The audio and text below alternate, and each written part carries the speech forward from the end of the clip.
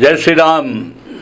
और निश्चित रूप से अब जय श्री राम बोलते हैं मुस्कान से आती है, और मुस्कान भी क्यों नहीं आए। गर्व का क्षण वो आने वाला है, और गर्व का वो क्षण जिसका बरसों बरसों तक इंतजार किया, और गर्व के उस क्षण के अंदर तकलीफ भी तब होती थी जब हमारे आराध्य भगवान राम का बाल स्वरूप बिल्कुल टेंट में रहा करता था, बहुत तकलीफों में था। लेकिन अब भगवान राम अपने भव्य महल में रहेंगे, उसी महल में जिसमें राजा दशरथ के यहाँ उनका अयोध्या में जन्म हुआ था।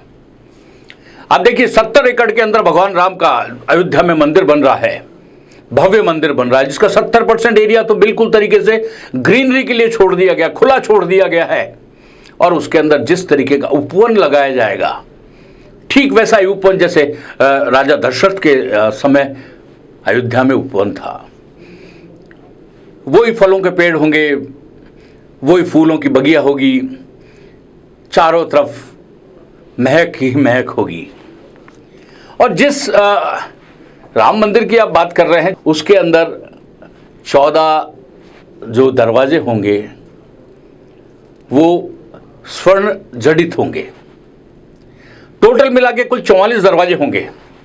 इसमें से 44 में से 14 तो रत्न जड़ित होंगे। अब आप सोच के देखिए कितना खूबसूरत होगा वो दृश्य। चारों तरफ से खुला हुआ है, किधर से भी आप जान सकते हैं। हम आपको बताते हैं विस्तार से कि भगवान राम के नए धाम जो भव्य स्वरूप में तैयार हो रहा है अयोध्या, उसकी क्या क्या है खासियत। राम मंदिर का पूरा कैंपस 70 एकड़ जमीन में है। पूर्व दिशा में नया घाट वाले रास्ते पर बिड़ला धर्मशाला के मंदिर के लिए रास्ता खुलता है। इसे नगर निगम ने बनाया है, और इसे इतना सुंदर बनाया है कि देखते ही लगता है कि आप वास्तव में किसी स्वर्ग आश्रम की और स्वर्ग के रास्ते पर चलते हैं। गेट से जैसे आप एंट्री करेंगे, सबसे पहले अपने बैगेज हैंडलिंग यूनिट आपको यहाँ मिलेगी। यहाँ बिल्कुल श्रद्धालुओं के सामान रखने की सुविधा होगी। जहाँ 16 काउंटर होंगे, जहाँ श्रद्धालु सामान अपना फ्री में रख सकेंगे। बाहर निकलने पर दूसरे गेट पर श्रद्धालुओं की सिक्योरिटी चेकिंग फिर होगी। सुरक्षा जांच के बाद कॉरिडोर से होते हुए पूर्व दिशा से मंदिर की ओर जा सकेंगे। इस पूरे एरिया में सफ़ेद मार्बल लगाया गया है, बहुत सुंदर सा लगता है, और इससे गर्मी के दिनों में भी पैर नहीं जलेंगे। अंदर आने पर चौकी, नृत्य मंडप, रंग मंडप, गुण मंडप, उपासना मंडप, प्रार्थना मंडप, और फिर भगवान रामलला का गर्भगृह। परकुटे के अंदर पश्चिम दिशा की ओर लिफ्ट लगी है।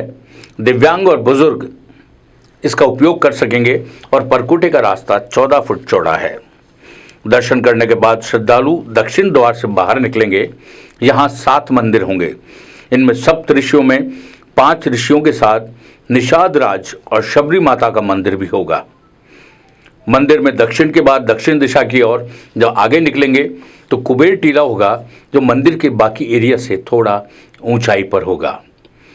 सीढ़ियां चढ़कर आगे जाएंगे तो जटायु स्मारक मिलेगा। जटायु की मूर्ति होगी। इससे आगे पुराना शिव मंदिर है, जिसे डेवलप किया गया है। मंदिर में भक्तों के निकलने के लिए 4 एग्जिट द्वार हैं। मंदिर में 4 लाइनों में भक्त अंदर जा सकेंगे।